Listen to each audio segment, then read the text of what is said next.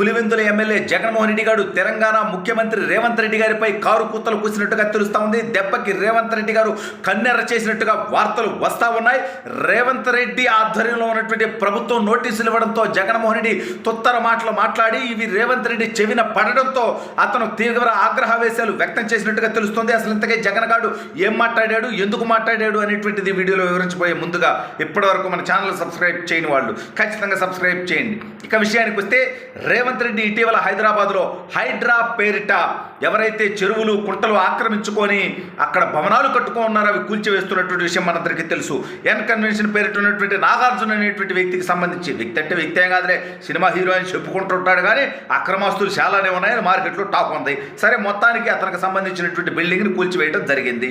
అతను అక్రమంగా కట్టుకున్నటువంటి బిల్డింగ్. అయితే అనంతరం ఓవైసీ అదేవిధంగా అనేక మంది పొంగులేటి కానివ్వండి, లేకపోతే రేవంత్ రెడ్డి సోదరుడు తిరుపతి రెడ్డి కానివ్వండి, ఈ కోవలోనే జగన్మోహన్ రెడ్డికి సంబంధించినటువంటి లోటస్ పౌండ్ ప్యాలెస్ కూడా ఉన్నది.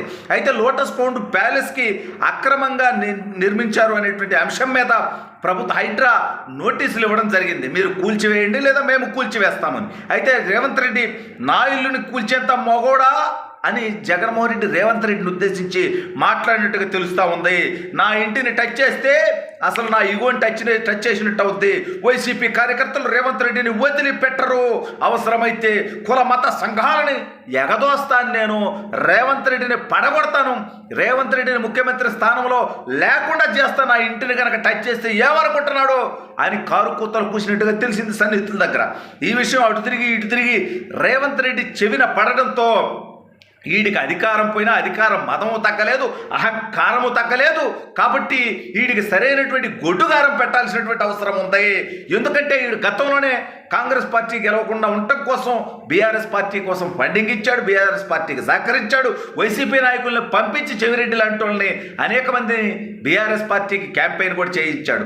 కాంగ్రెస్ పార్టీ గెలిచిన తర్వాత కూడా రేవంత్ రెడ్డిని నేను ముఖ్యమంత్రిని కానివ్వను, నాకు 15 మంది ఎమ్మెల్యేలు ఉన్నారు, పొంగులేటిని ఆపుతాను, లేకపోతే కోమటిరెడ్డి సీఎం చేస్తా, బట్టి సీఎం చేస్తా, ఉత్తముడు సీఎం చేస్తా అని ఉత్తమ మాటలు కూడా మాట్లాడినటువంటి విషయం కూడా రేవంత్ రెడ్డి చెవిని అప్పుడే పట్టడం జరిగింది.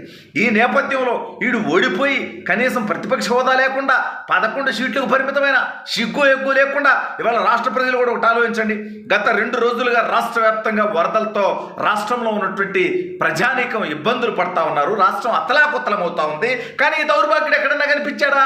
ఒక్క మాటన్నా మాట్లాడాడా? వీడు మాట్లాడకపోతే మాట్లాడకపోయాడు. మళ్ళీ నేను చెప్తున్నా, వీడు 39% మంది ఓట్లు వేశారు కదా, దయచేసి ఒకసారి ఆలోచించండి. వాళ్ళ గురించి ఒక మాట మాట్లాడా? కనీసం వీడు సొంతగా వైఎస్ఆర్ కాంగ్రెస్ పార్టీ నుంచి ఒక వాటర్ బాటిల్ కానీ, ఒక మజ్జిగ ప్యాకెట్ కానీ, ఒక పాల ప్యాకెట్ కానీ, కష్టంలో ఉన్న వాళ్ళకి ఒక ఓదార్పు కానీ, ఒక పలకరింపు కానీ, సహాయక చర్యల మీద కనీసం వాడు పర్యవేక్షణ చేయడం కానీ మీకు కనిపించిందా? వీడు పోయి బెంగళూరు ప్యాలెస్లో దాక్కొని అక్కడ ఇలకతమ్మ పులియాలు చేసుకుంటూ వాళ్ళ పార్టీ నాయకులు చేస్తున్నటువంటి డెక్కాయిట్ పనులకు సమాధానం చెప్పకుండా ఈ దౌర్భాగ్యుడు బెంగళూరులో ఏం చేస్తున్నాడు? చెత్త విధవిడు. నాకు అర్థం కట్లా. గతంలో వీడు ముఖ్యమంత్రిగా ఉన్నప్పుడు పవన్ కళ్యాణ్ గారిని ఉద్దేశించి, చంద్రబాబు నాయుడు గారిని ఉద్దేశించి ఎప్పుడైనా కుటుంబ సభ్యులు అక్కడ ఉన్నారు కదా అని వాళ్ళు హైదరాబాద్ పోతుంటే టూరిస్టులు వీళ్ళు హైదరాబాద్ నుంచి వచ్చేవాళ్ళు అన్నారు. మరి హైదరాబాదు అప్పటి వరకు మనకు ఉమ్మడి రాజధానిగానే ఉంది. ఇవాళ బెంగళూరు ఏముంది? మనకే సంబంధం, మనకే బెంగళూరుకి. మరి బెంగళూరులో ఉంటున్నటువంటి ఈ జగన్ అనేటువంటి డెకాయిట్ కానీ, ఈ పులివెందుల ఎమ్మెల్యే కానీ చెప్పుతో కొట్టుద్ది జనం. ఆంధ్ర రాష్ట్ర ప్రజల దగ్గర జీతం తీసుకుంటూ, పులివెందుల ఎమ్మెల్యేగా జీతం తీసుకుంటూ వీడు కనీసం పులివెందుల ప్రజలకి 5 సంవత్సరాలు ముఖ్యమంత్రిగా ఉండి ఎప్పుడన్నా వీడు ఒక మాట మాట్లాడినటువంటి పరిస్థితి ఉందా? ఎవరు ఓడిపోగానే 2-3 సార్లు పులివెందులకు పర్యటన చేస్తూ ఉన్నాడు వీడు. ఎందుకంటే అది కూడా వాడగొడతారేమో అనేటువంటి భయం తుత్తరా మొదలైంది వీడిలో. అయితే వీడు హైడ్రా సంబంధించినటువంటి నోటీసుల మీద కూర్చున్నటువంటి కారుకొత్తులతో మండినటువంటి రేవంత్ రెడ్డి గారు ఇక ఈయన్ని ఉపేక్షించే లాభం లేదు. సాధారణంగా అందరి మీద చర్యలు తీసుకున్నట్టే అందరి ఆర్డర్లోనే ఇన్ని తీసుకుందాం అనుకున్నాం. కానీ వీడు ఎక్కువ మాట్లాడుతున్నాడు కాబట్టి వీలైనంత త్వరగా వాడి ఇంటి మీద చర్యలు తీసుకోండి, బుల్డోర్లు పంపించండి, జేసీబీలు పంపించండి, వాడు అక్రమంగా కట్టిందంతా కూలగొట్టండి, వాడు ఏం పీకుతాడో చూద్దాం.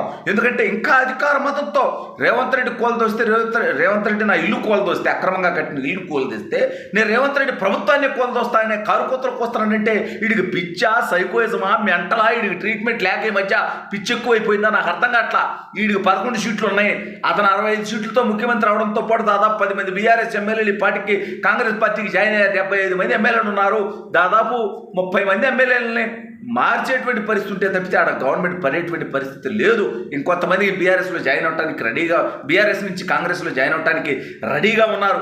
ఈ నేపథ్యంలో వీడి తుత్తరేందో, వీడి ఆలోచన ఏందో, వీడి ఆవేదన ఏందో, వీడి నోటి దురుసు మాటలేందో, వీడి నోటి తుత్తరేందో నాకు అర్థం కానటువంటి పరిస్థితి.